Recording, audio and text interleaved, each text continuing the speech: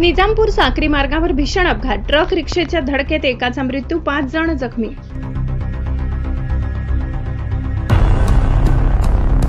निजामपूर साक्री मार्गावर मालवाहतूक ट्रक आणि प्रवासी रिक्षामध्ये झालेल्या समोरासमोर अपघातात एका ज्येष्ठ नागरिकाचा मृत्यू झाला असून 5 जण जखमी झाले आहेत. शिवा जुगा कारंडे असे मृत व्यक्तीचे नाव आहे. अपघातातील जखमींमध्ये 4 मुले आणि रिक्षा चालकाचा समावेश असून त्यांना तातडीने वैद्यकीय उपचारासाठी दाखल करण्यात आले आहे. मिळालेल्या माहितीनुसार प्रवासी रिक्षा निजामपूरहून साक्रीकडे जात असताना समोरून येणाऱ्या ट्रकशी तिची धडक झाली.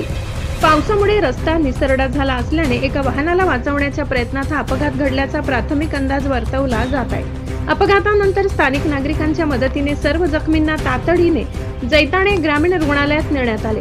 मात्र दुखापती लक्षात घेता त्यांना पुढील उपचारासाठी नंदुरबार शासकीय रुग्णालयात हलविण्यात आले. मृत आणि जखमी हे सर्व साक्री तालुक्यातील शिवाजीनगर येथील रहिवासी असून या घटनेमुळे परिसरात मोठी हळहळ व्यक्त होत आहे. स्थानिक पोलीस या अपघाताचा पुढील तपास करत आहेत. Bureau report Sakri. सहसंपादक अनिल बोराडे.